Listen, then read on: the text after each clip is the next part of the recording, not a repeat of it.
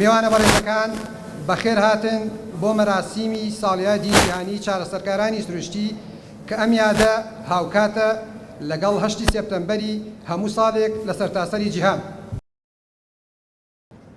ڕۆژی چارەسەرکارانی سروشتی بەخێراتن سەرچاوان عەزێتان کێشا یەک بە یەکتان ئەوانەی لە دوور ئەوانەی لە نزیک هاتوون بەخێراتن.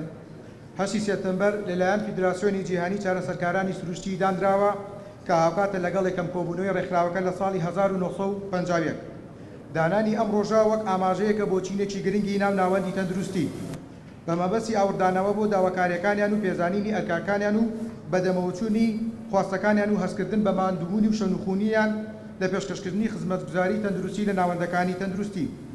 لەم بۆنەیەدا سوپاسی بێپایانمان بۆ چارەسەرکارانی سروشتی دەستی ماندوونەبوونیان دەگوشین بۆ هەوڵ و ماندووبوونیان لە بەردەوامی پێشکەشکردنی خزمەتگوزاری تەندروستی لە ناوەندەکانی تەندروستی. چارەسەری سروشتی ڕۆڵێکی گرنگی هەیە لە کەمکردنەوەی ئازار و دووبارە گەڕانەوەی نەخۆش بۆ ناو کۆمەڵگا و کەمکردنەوەی بەکارهێنانی دەرمان و کەمکردنەوەی تێچوو لەسەر دامەزراوە تەندروستیەکان. شانی باسە لە سنووری بەڕێوەبەرایەتی گشتی تەندروستی سلێمانی لە ڕێگەی دوو ناوەندی چارەسەری سروشتی لە نەخۆشخانە و سەنتەر و مەڵبەندە تەندروستیەکان ڕۆژانە و بە بەردەوامی کاری چارەسەری سروشتی بۆ هاوڵاتیان دەکرێت، هەروەها لە بەشەکانی چاودێری وردیش بە شێوەی 24 کاتژمێری بەردەوامی لە خزمەت.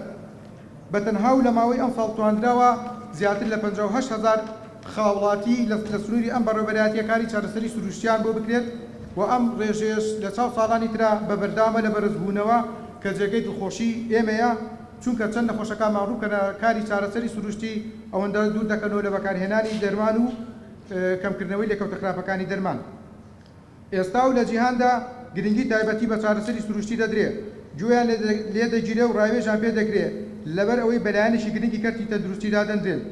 و ئێمەش لە بەڕێوەبەرایەتی گشتی تەندروستی سلێمانی و لەسەر ڕاستپاردەی بەڕێوەبەری گشتی تەندروستی دکتۆر سەباح لە هەوڵیکردنەوەی 4 سەنتەری تایبەت بەکاری چارەسەری سروشتین بەپێی سنووری جوگرافی شاری سلێمانی بۆ ئەوەی بتوانین زۆرترین هاوڵاتیان سودمەند بن لەم خزمەتگوزاریە و بە بەردەوامی لە هەوڵی ڕێخستنەوەی کەرتی تایبەت داین بە پاڵپشتی بەڕێوەبەرایەتی و سەندیکای کارمەندانی تەندروستی بۆ ئەوەی ڕێگری بکەین لەو کەسانی کە ئەنێت ئیستیغلالی هەلی دانەمەزراندنی کارمەندەکانمان بکەن و دەستخەنە ئەم بوارەوە کە کاری ئەوان نییە. لە ماوەی ڕابردوو لە ڕێگەی لقی سلێمانی سەندیکای کارمەندان بۆ ڕێز کاگاوژینەوە توانی و مانخوری دەرجیهاژنی بکەینەوە کە لەم سەردەما ڕۆڵێکی بەرچاوی گرنگی هەیە و خەڵک ڕووی تێیەکا وەکوی بەدیلێ لە چارەسەرەکان بەکاردەهێنرێت.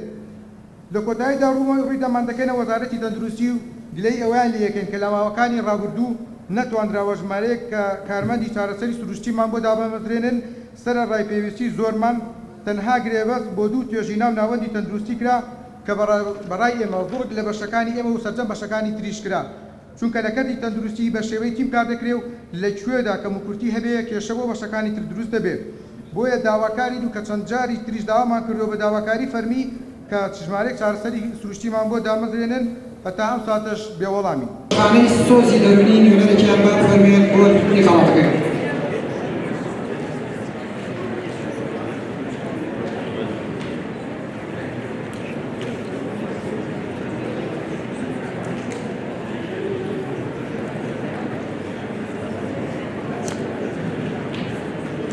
زۆر سپاس بۆ بەڕێز دکتۆر ڕەیان فەریدون بریکاری وەزارەتی تەندروستی مافەرمێن.